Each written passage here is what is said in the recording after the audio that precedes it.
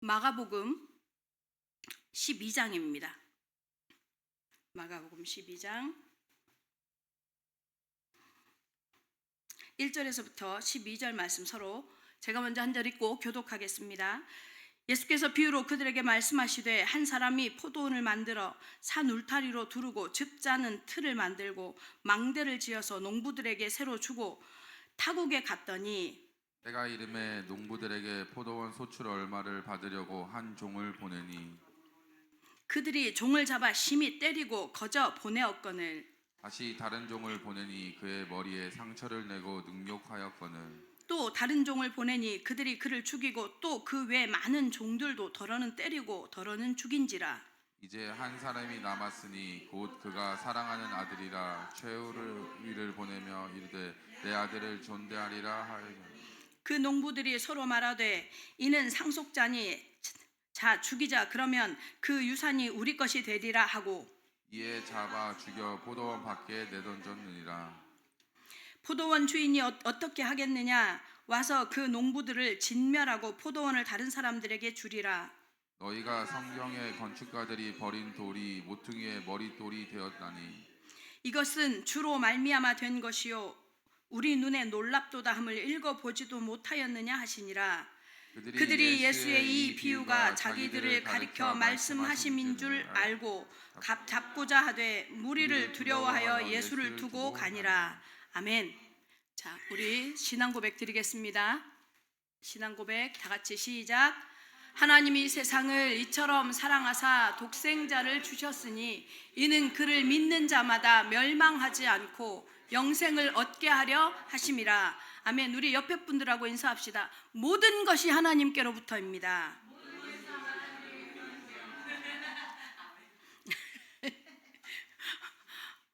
목소리가 아주 컸어요.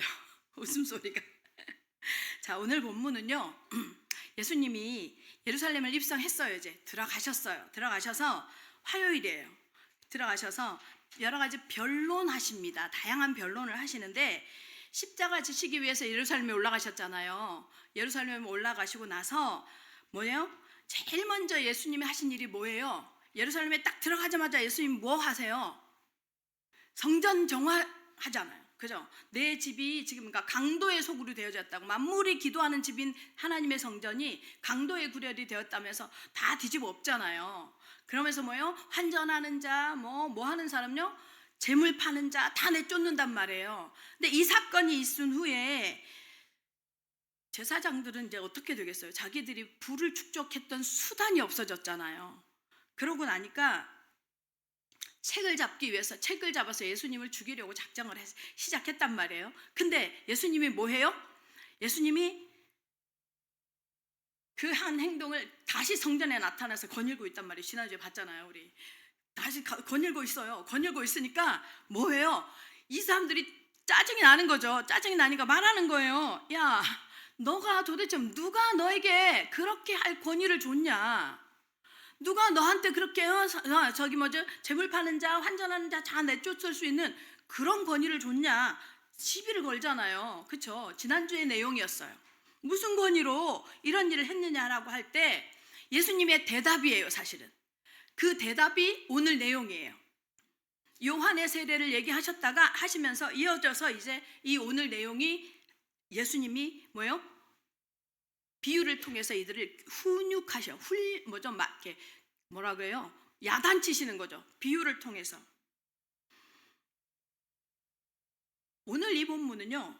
포도원 비유, 악한 농부 비유라는 말씀으로 잘 알려져 있어요. 근데 오늘 여러분 이 비유의 내용을 쭉 읽으면서 느꼈겠지만요.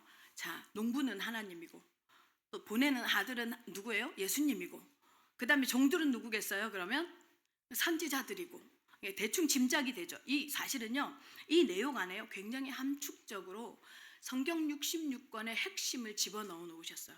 이 비유로. 지금 유대인들을 향해서 관리들을 향해서 예수님이 이들에게 성경을 왜 하나님께 줘서 주셨는지 성경의 핵심 내용이 무엇인지를요. 이 비유를 통해서 다 설명하고 있는 거예요. 오늘 이 말씀 하나만 제대로 들어도요. 여러분 사실 복음이 이해되어집니다. 우리 인간은요, 여러분 하나님의 형상으로 만들어졌습니다. 그 하나님의 형상이 뭐예요? 영이에요. 영적인 형상이 만들어졌어요. 여러분, 우리가 육으로 살다 보니 하나님이 없어도 되고 하나님과 만나지 않는 게 체질이 되고 삶이 되어져 있잖아요. 근데 원래 인간은요, 하나님의 형상대로 창조되어져 있습니다. 그래서 영적인 이 하나님의 형상이라는 게 뭐예요? 여러분, 개, 고양이, 마음이 있어요. 우리 고양이들은요, 이렇게 문을 열고, 제가 이렇게 문을 열어줘요. 우리 어쨌든 고양이가 내 말이니까 문을 딱 여는데 내가 오라고 하면 막 왜 춤추듯이 와요. 왔다가 그 뒤에 김진수 장로가 딱 서 있잖아요. 그러면 거기서 그대로 멈춰요. 막 오다가 그대로 멈춰서 꼭 무슨 석고상처럼요 딱 멈춰 있어요. 그래서 해피야 들어와 짱아 들어와 하면 아니요 안 들어와요. 슬금슬금 뒤로 가요. 김진수 장로를 너무 싫어해요. 왜 그런지 모르겠어요. 제가 없을 때 꼬집나 봐요. 그리고 애들이 자꾸 뒤로 가요. 그리고 저만 가면 집에 딱 들어가면요 온 고양이들이요 저 있는 방으로 다 몰려와요. 마음이 있어요. 동물들도 생각이 있어요. 좋아하는 존재가 있어요. 선호함을 나타내요. 교감을 해요. 사람이랑. 맞죠? 그런데요 영은 없어요. 인간은요 하나님이 영을 만들어 놨어요. 하나님이 영을 만들어 놓고 그 영은요 딱 하나에만 반응하게 해요. 그게 뭔지 아세요? 하나님의 말씀에만요. 그래서요 하나님의 말씀이 반응되어지는 사람은요 영이 살아있는 거예요. 영이 살아있는 거예요. 그리고 여러분 여기서 여러분 몸이 온 것 같지만요 영으로 하나님이 여러분의 영을 통해서 예배 받으십니다. 그렇게 만들어졌어요. 근데요 왜 모든 세상의 모두 대부분의 인류가 하나님을 모르는 상황이 되어졌냐 아시죠 여러분? 창세기 3장에 사건이 발생했잖아요. 그 사건으로 인해서 분명히 뱀에게 속았는데 요한계시록 12장 9절에는 뭐예요? 옛날에 그 뱀 곧 마귀라고도 하고 사단이라고도 한다고 영적 존재가 장악했었노라고 설명합니다. 그 영적 존재로 인해서 하나님과 우리가 영적 단절이 일어난 거예요. 단절이 일어나니까 어떤 상황이 발생을 해요? 하나님을 몰라요. 철저하게 하와의 그것으로 살아요. 보암직하고 먹음직하고 지혜롭게 할 만큼 탐스러운 그걸로 살아요. 철저하게 우리가 그렇게 살아가고 있어요. 근데 하나님은 뭐예요? 단절된 인간을 향해서 끊임없이 손을 내밀어요. 맞죠? 오늘 내용이 그거예요. 한 번 누구를 보내서 죽였으면 그냥 두시지. 또 보내고 또 보내고 또 보내고 얼마나 많은 수많은 선지자들이 죽습니까? 그죠? 하나님이 계시다는 것, 하나님이 인간을 창조했다는 얘기를 하기 위해서 얼마나 많은 선지자들을 보냈습니까? 그리고 그 많은 선지자들이 죽었습니까? 결국은 누구까지 보내요? 이 단절된 관계를 회복하기 위해서 뭐예요? 아들까지 내어주실 정도로. 왜 이렇게 우리가 도대체 대단하냐고요? 우리가 뭐가 그렇게 우리가 뭐가 그렇게 대단하다고 우리를 살리겠다고 그 구속사의 과정을 진행해 가십니다. 그 하나님의 뜨거운 사랑 그리고 인내, 기다림을 지금 오늘 이 비유를 통해서 예수님이 말씀하고 있는 거예요. 그리고 결국 그 아들 되신 예수 그리스도 본인이 십자가의 죽으심으로 말미암아 구원의 길을 여실 것을 오늘 예표하고 말씀 그 비유를 통해서 설명하고 있는 겁니다. 그런데요 구원을 얻은 우리까지도 예수 그리스도가 통해서 우리에게 주신 그 하나님의 사랑에 감격이 되지 못하는 참 아픈 현실을 우리가 살아가고 있습니다. 여러분 오늘 예배를 통해서 구원이 감사가 되시기를 예수님의 이름으로 축원합니다. 우리의 영혼을 다시 살리기 위해서 길을 내시기 위해서 자신을 희생하신 예수 그리스도가 감사가 되시기를 정말 예수님의 이름으로 축원합니다. 그래서 하나님, 정말 하나님, 내 인생의 주인은 하나님이십니다. 내 인생은 예수 그리스도로 머릿돌 삼아야 함을 압니다. 고백되어지는, 그래서 말씀 따라가는 하나님의 사람들 되시기를 예수님의 이름으로 축원합니다. 첫 번째입니다. 열매를 찾으시는 하나님입니다. 1절 보겠습니다. 1절 다 같이 한 목소리로 시작. 예수께서 비유로 그들에게 말씀하시되 한 사람이 포도원을 만들어 산 울타리로 두르고 집자는 틀을 만들고 망대를 지어서 농부들에게 새로 주고 타국에 갔더니. 종합 선물 세트로 설명을 쭉 해놓은 메시지를 지금 시작하는데, 여기서 한 사람은 하나님이겠죠. 하나님이겠죠. 포도원을 만들어서. 왜 포도일까요? 왜 포도일까요?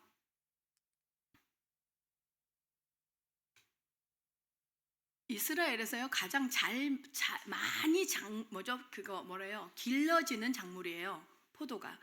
무지개를 통해서 우리에게 언약을 주심처럼요, 하나님은요 모든 사람, 보편적인 언약을 되게 좋아해요. 그러니까 모든 사람이 알아듣고 모든 사람에게 해당되어지는, 그래서 포도나무예요. 이 포도나무를 가지고 포도 농장을 만들어서 산 울타리가 뭐냐? 나무를 심고 거기에다 풀과 나무가 이렇게, 왜 이 나라 되게 많잖아요. 왜 나무 나무가 울타리가 되는 거. 그렇게 만들어 놓은 거예요. 나무로 울타리를 만드는 거예요. 다시 말하면 산 울타리, 이 말은요 구획을 나누는 거예요. 안과 밖의 구획을 나누는 거예요. 울타리를 통해서. 제가 여러분에게 가끔 말씀드리죠. 신학은요, 그 한 목회자가 어떤 신학을 했느냐가 중요하다라고 말씀을 드리면서, 왜 그러느냐면 신학은요 신앙의 울타리거든요. 신앙은, 그러니까 하나님의 말씀을요, 하나님의 성령의 지혜가 있지 않으면, 그리스도의 눈으로 보지 않으면요 신기한 내용들이 많으니까, 신비주의 신기한 내용을 너무 많이 말해요. 그 JMS 정명석이요? 그 창세기 3장을 뱀이 뱀을 통해서 하와가 사과를 이렇게 먹잖아요. 이걸 뭐라 그래요? 남자가 여자를 범한 거 있잖아요. 이렇게 설명하잖아요. 기가 막힌 그리고 하나님의 교회? 하나님의 교회인가요? 요즘에 하나님 어머니래매요. 성경에서 말하지 않는 걸 막 진행해 나가는 거예요. 그래서 신학이 중요해요. 하나님의 열어주시는, 계시하시는 데까지만 알 수 있도록 테두리를 쳐는, 지금 이 울타리를 치는 거예요. 무슨 말이에요? 구획을 나누고, 구획을 나눈다는, 안과 밖을 나눈다는 거 무슨 말이에요? 보호한다는 거예요. 이건 무엇을 의미할까요? 율법을 의미해요. 이스라엘 백성들에게 율법을 주시면서, 율법을 통해서 너 안 지키면 너 죽어, 너 안 지키면 야단 맞을 거야, 너 벌 줄 거야, 이 얘기하기 위해서 이거 하려고 율법을 준 게 아니라는 거예요. 뭐예요? 보호하시는 거였어요. 하나님께서 주신 법이나 율법의 기능은 뭐냐면 공동체를 보호하는 거였어요. 보호의 역할을 벌의 역할인 줄 알고 오해하는 거예요. 그러면서 망대도 세우죠. 망대 뭐예요? 망대 여러분 어떤 줄 아세요? 망대가 성이 이렇게 성이 쌓여져 있잖아요. 망대는 뭐냐면 성에서 튀어나와요. 이렇게 튀어나와서 파수꾼을 거기다 두고 적을 계속 감시해요. 누가 위험이 감지되지는 않는지, 해로운 것들이 오진 않는지 감지하는 거예요. 무엇이에요? 위험과 위해로부터 보호하고 미리 대비하는 역할. 이렇게 만들어 놓고요 타국을 가요. 왜 갔을까요? 당시에 돈이 좀 있는 유대인 중에서 돈이 좀 있는 사람들은 그 당시 로마가 지배했잖아요. 그러니까 세금이 너무 많은 거예요. 거기다가 세금만 많은 게 아니에요. 이 이스라엘의 지도자들의 실정 때문에 정치를 너무 자기들 중심으로만 한단 말이에요. 너무 그걸 쥐어짠단 말이에요. 그러니까 뭐 하느냐?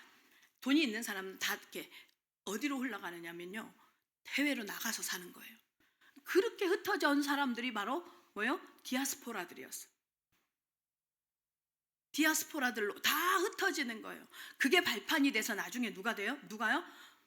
사도 바울이요. 여러분, 사도 바울은 외국인 사역하지 않았어요. 이방인을 향해서 복음을 말하러 갔는데 이방 땅에 가서 이방 땅에 있는 유대인 사역했어요.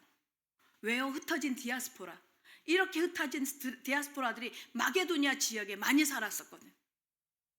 놀랍지 않아요? 하나님이 하시는 일이. 하나님은요, 이 사람들은요, 필요에 의해서 자기 인생의 자기 선택을 통해서 자기 인생을 위해서 뭐해요? 결정하고 선택해서 사는 곳을 정하고 상황을 결정하고 뭔가를 선택하는데, 하나님은 이 모든 것을 들어서 어디에다 사용해요?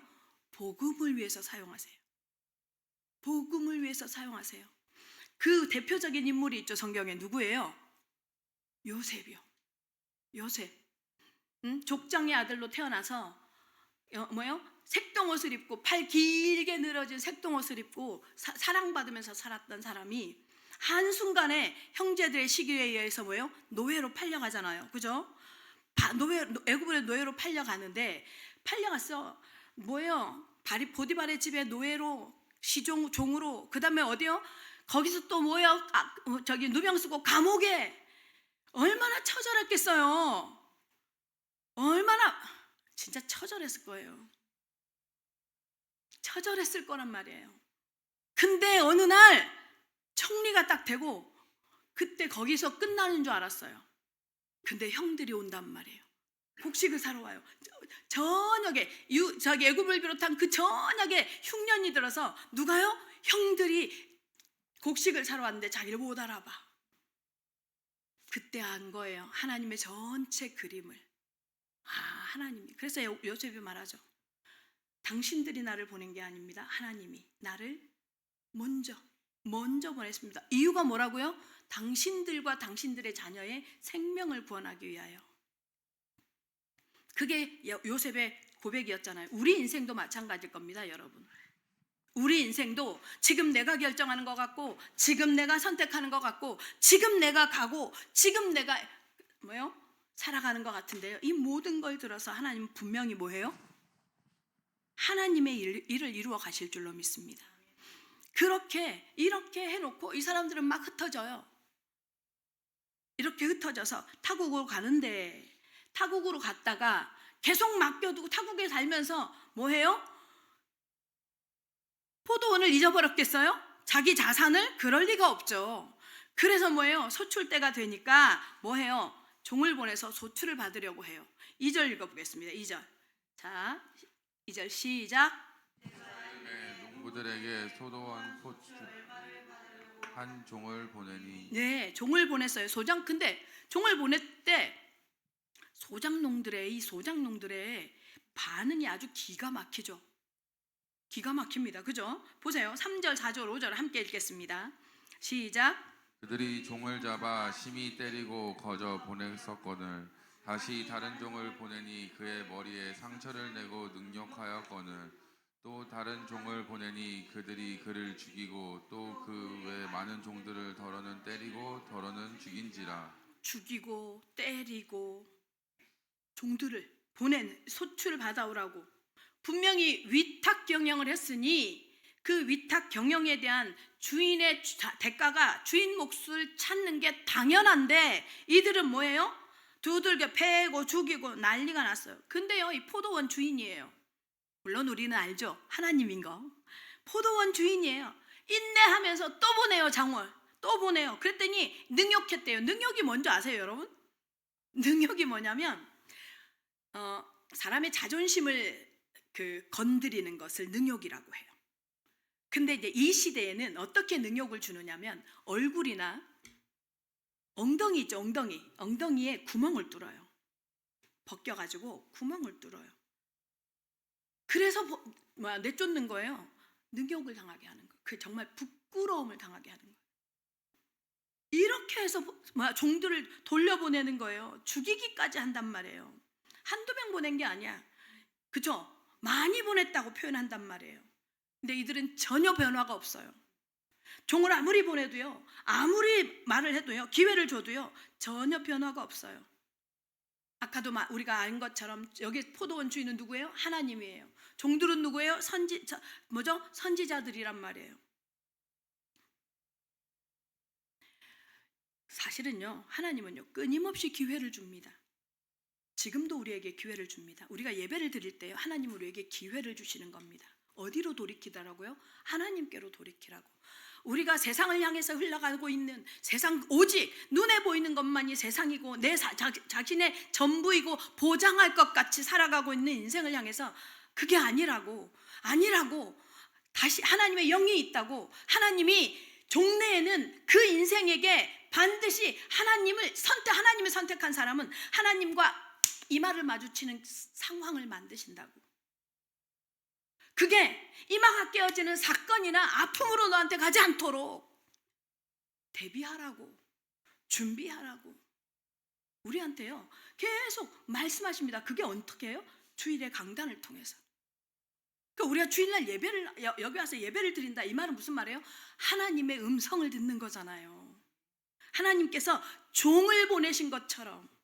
근데요, 예나 지금이나 사람들의 완악함은요, 머릿속에 개념은 가지고 있으되 삶에서 실천하는 건 죽어도 안 되는 거예요. 이들도 똑같았어요. 그리고 이 말씀을 통해서 우리가 확인하는 거 있죠. 여러분, 내 것이 아니잖아요. 우리 것이 아닌 것은요, 하나님 반드시 확인하는 게 뭐냐면 열매를 찾으세요. 하나님은 열매를 찾으시는 분이십니다. 인내하시고 기다리시고 기회를 주시지만 반드시 뭐예요? 결산을 하는 때는 있다는 소리예요.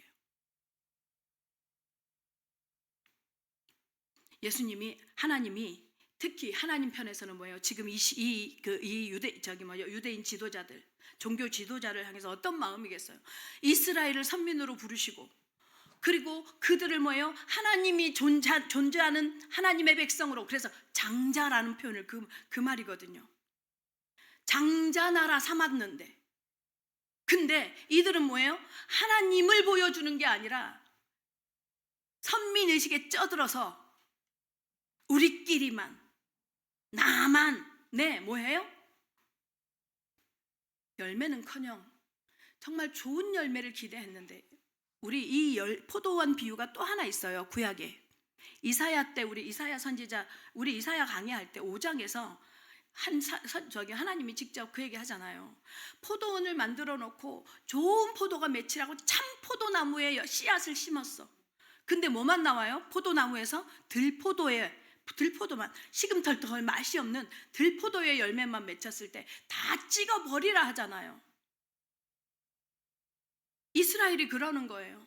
좋은 열매 맺기를 기대해서 심었는데, 씨를 뿌렸는데, 증거를 보여줬는데 뭐 해요? 하나님이 기대하시는 것과 너무 다르게 악랄한 짓만 하고 결국 실패합니다. 이 유대인 지도자들은. 그래서 하나님은 결국 뭐 해요? 작정하시죠. 아들을 보내시겠다고. 우리에게 하나님께서 이 말씀을 하시는 이유가 뭘까요? 우리에게도요, 하나님은요, 주신 만큼 열매를 찾고 계신다는 것을 잊지 마시기 바랍니다. 우리에게도 열매를 찾습니다. 하나님의 뜻대로 하나님 나라에 합당한 열매를 맺기를 기다리십니다. 6절 읽겠습니다. 6절, 7절, 8절 다 같이 시작. 이제 한 사람이 남았으니 곧 그가 사랑하는 아들이라. 최후로 그를 보내며 이르되 내 아들은 존대하리라 하였더니 그 농부들이 서로 말하되 이는 상속자니 자 죽이자. 그러면 그 유산이 우리 것이 되리라 하고 이에 잡아 죽여 포도원 밖에 내던졌느니라. 최종적으로 하나님은 결정하십니다. 아들을 보내겠다고. 종이 안 됐으니 아들은 대우할 거라고. 근데 이 농부들을 어떻게 해요? 결국 아들마저도 죽입니다. 포도원 죽여서 어떻게 해요? 지금 8절에 보니까 뭐예요? 포도원 밖에 던져버려요. 던져버린다고 표현되죠. 여러분, 예수님이 어디서 죽는지 아십니까? 영문 밖에서 죽어요. 골고다 산이 영문 밖에 있어요. 골고다 언덕이. 그러니까 이 말씀대로요. 예수님은 지금 이 비유를 통해서 너희가 나를 이렇게 죽일 거야를 얘기하는 거예요. 지금 미리 경고하는 거예요. 사도 요한은요, 이 내용을 뭐라고 표현하느냐면 사도 요한복음 1장에 하나님께서 이 예수님이 자기 땅에 오매 자기 백성들이 영접하지 아니하였으나, 그래서 나오는 게 뭐예요? 영접하는 자 곧 그 이름을 믿는 자들에게는 영접하지 않았대요. 누구 땅에 왔는데요? 자기 땅에 왔는데 자기 백성이 영접하지 않았다고요. 예수님이 이 농부들은요, 주인의 아들이 상속자라는 이유로 죽여버린단 말이에요. 예수님은요, 지금 이게 비유로요, 유대인들에게 하는 메시지예요. 예수님이 이 비유를 들어서 예수님은요, 유대인 너희 조상들이 얼마나 많은 선지자를 핍박하고 죽였냐. 이제 너희는 하나님이 자신의 아들 예수님 자신을 보냈는데 이 예수님 본인도 죽이게 될 거라는 것을 지금 미리 말하고 경고하고 있는 거예요. 계속 성전이시고 그 모든 구약의 실체이신 자신이 왔는데 자기 백성이 못 알아본단 말이에요. 자기 백성이 못 알아본다는 거예요. 여러분은 예수님이 지금 우리에게 오시면 알아볼 수 있으시겠습니까? 어떤 모습으로 올까요? 아마 어쩌면 우리 밖에 수도에서 세수를 하시던 노숙자의 모습으로 오실 수도 있습니다. 못 알아봐요. 근데 예수님은 말합니다. 결코 하나님의 심판은 멈추지 않을 거라는 거예요. 심판할 거라는 거예요. 이스라엘과 유대가 죄만 짓다가 너희가 지금 로마에 속국된 것처럼 종래에는 하나님의 심판이 있을 거라는 거예요. 그런데 선지자들을 통해서 기회를 주셨던 것처럼 지금 아들 자신도 하나님께서 너희에게 기회를 주시려고 나를 보냈노라고 말씀하고 있는 거예요. 근데도 못 알아들어요. 우리 그렇잖아요. 우리가 그렇습니다. 제가 사역을 하면서 현장에서 사람 계속 만나면서 이렇게 이제 사역을 해가는데요. 지금 뭐 해야 되는지를 말하고 알려주고 해도요. 그리고 그 순간에는 눈빛이 반짝거리는데 이게 지속되어지지 않는 걸 봐요. 그러면 뭐가 보이냐면 쉽지 않을 텐데, 살아가는 게 참 쉽지 않을 텐데 그 생각을 하게 돼요.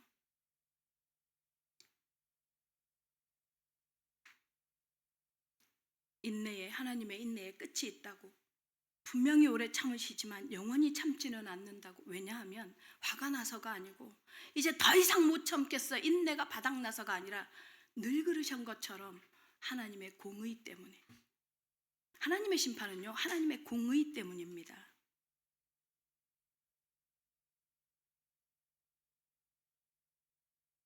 그러면서 말합니다. 9절 보겠습니다. 9절 예수님이 그렇게 너희가 돌이키지 않으면, 너희가 이렇게 하나님이 농부의 주인이 포도원 주인이 말하는 것을 따르지 않으면 어떤 상황이 되겠느냐. 9절요. 다 같이 시작. 포도원 주인이 어떻게 하겠느냐. 와서 그 농부들을 진멸하고 포도원을 다른 사람들에게 주리라. 반드시 심판하시겠다 할 거라는 거예요. 인내와 회개의 기회를 놓치고만 이들은, 자신들의 욕심 채우기 위해서 하나님이 주신 마지막 기회를 놓친 이들은 반드시요 결정의 날이 온다는 거예요. 마지막 기회까지 아들을 보내면서까지 설득하는 이 포도원 주인의 마음을 놓친 너희는 하나님께서 반드시 잔을 옮긴다는 거예요. 그래서 복음이 옮겨지잖아요. 촛대가 옮겨진다 하잖아요. 촛대가 옮겨지죠. 여러분, 포도원 주인이 이 농부들에게 포도원을 맡긴 것처럼요, 하나님은 우리에게도 포도원을 맡기셨습니다. 시간이라는 포도원을 맡겼고요. 자녀라는 포도원을 맡겼고요. 물질이라는 포도원을 맡겼습니다. 여러분, 여러분의 인생입니까? 예수를 믿는 우리는 이 앞에서 돌아봐야 할 줄 압니다. 정말로 내 삶이 내 것입니까? 하나님이 우리에게 맡겨주신 거잖아요. 그래서 어느 때 찬송가 중에 이런 찬양이 있어요. 찬송가가 있어요. 예수께서 오실 때에 그 모든 것 부배 우리 하나라도 남김없이 다 찾으시리. 이런 찬양이 있어요. 예수님이 오시는 그날에 우리에게 맡겨졌던 것들, 각 사람에게 맡겨졌던 것들을요 찾으십니다. 그 찾으실 때 뭐요? 열매를 내놓을 수 있기를 예수님의 이름으로 축원합니다. 여러분에게 시간을 맡겨주셨는데 여러분에게 맡겨준 시간이 여러분 자신 거라고 착각하면 예배가 우선순위가 되지 못합니다. 여러분 자녀를 맡겨주셨는데 여러분의 자녀가 여러분의 것이라고 생각하면요 뭐예요? 세상의 성공을 자녀에게 뭐예요? 계속 각인시킬 겁니다. 성경적인 양육 방식이 관심 없어질 겁니다. 자녀가 내 모습, 내가 살아가고 있는 내 모습 뒤를 보고 따라오는 것에 대해서 하등의 관심이 없을 겁니다. 우리한테 우리의 삶을 주시면서, 삶이라는 포도원을 주시면서, 시간이라는 포도원을 주시면서, 물질이라는 포도원을 주시면서 뭐래요? 너가 관리하라고 주시는데 그게 내 것이 되어지면 지금 농부들하고 똑같아지는 거죠. 포도원에 관심만 생기는 거예요. 주신 분이 관심이 아니라 포도원에 관심이 가지는 거죠. 그러면 망하는 거예요. 죄를 짓는 거예요. 왜냐하면 내 것이니까 나에게 내 것을 보호하기 위한 수단이 자꾸 나오니까요.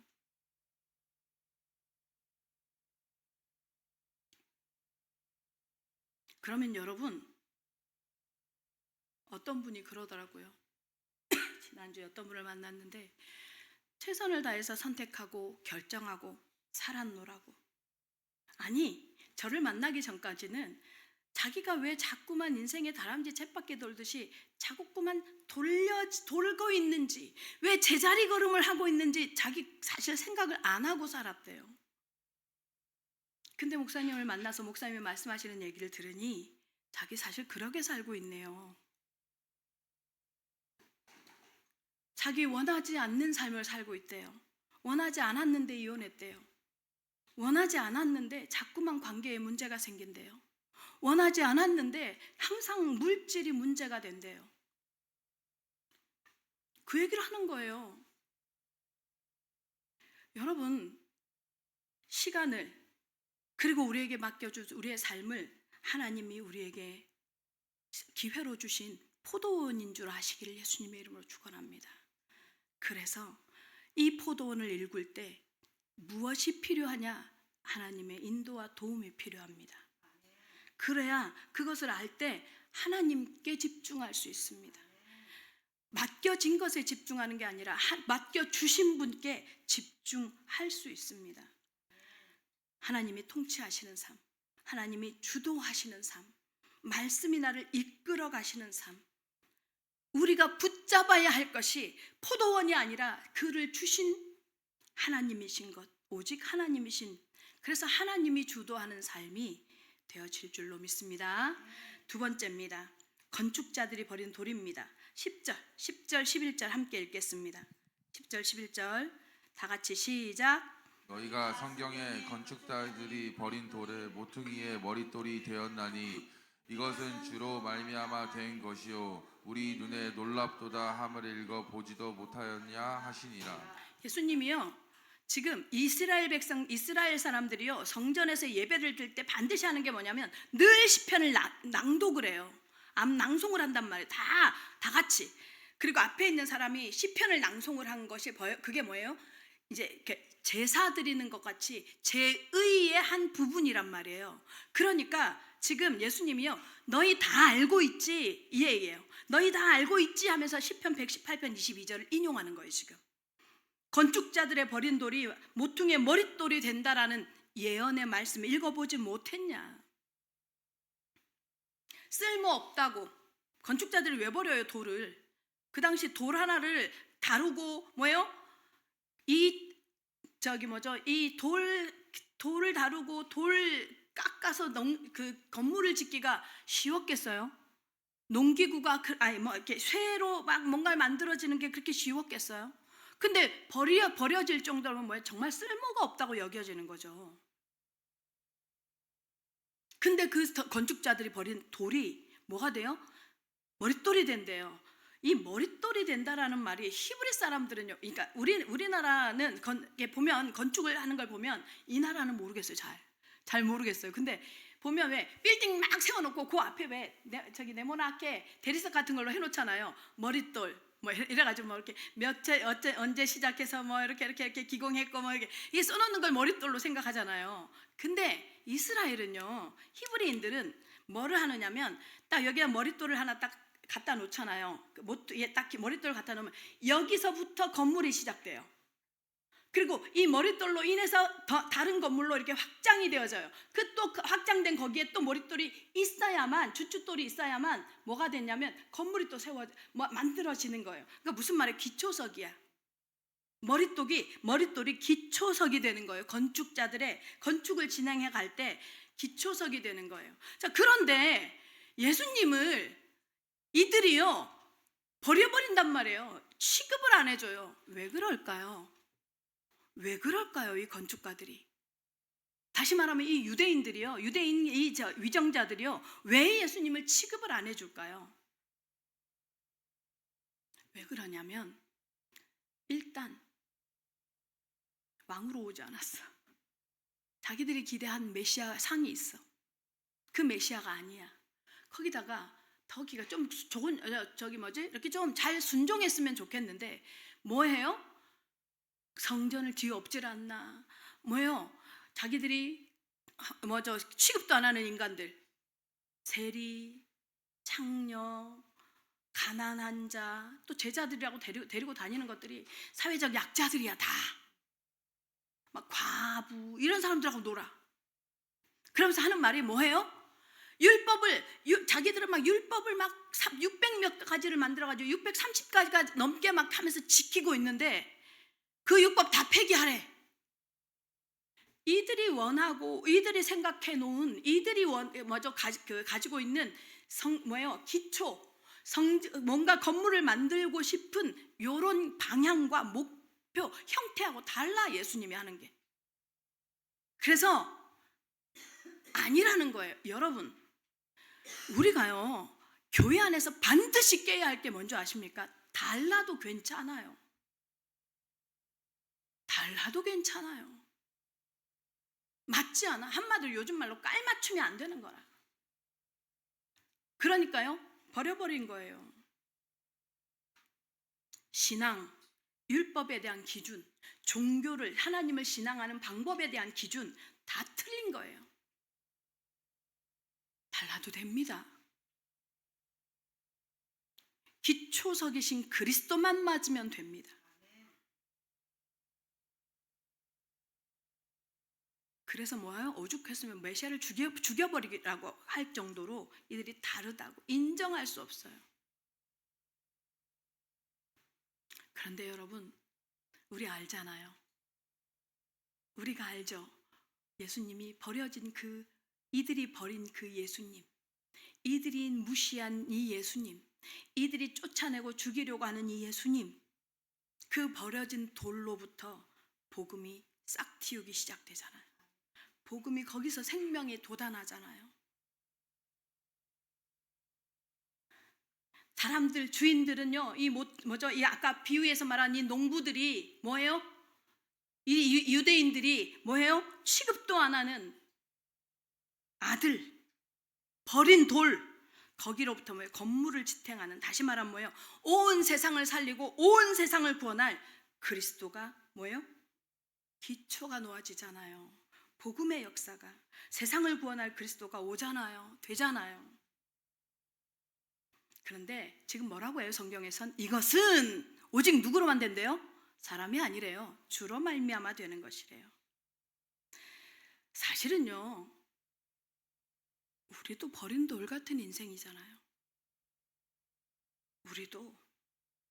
근데 우리가 그리스도의 기초석 위에 세워지면, 우리가 그리스도와 만나지면 하나님께서는 우리를 뭐예요? 쓸모있다고 말합니다. 우리를 통해서요, 모퉁이 돌 같은 인생을 살게 하신다는 얘기입니다. 그래서 여러분이요, 여러분의 삶의 현장에서요, 신기해요. 아마 그럴 거예요. 나 너무 고민이 많은데 나 좀 만나줘. 다시 말하면 기대는 대상이 돼요. 모퉁이 돌이 되어져요. 누군가가 여러분을 기대고 누군가가 여러분 그 자신의 인생을 기대는 모퉁이 돌의 삶을 살 수 있다는 것을 아시기 바랍니다. 근데 요즘 교회들이요, 세상 같으려고 해요. 세상 같으려고 해요. 세상을 선망해요.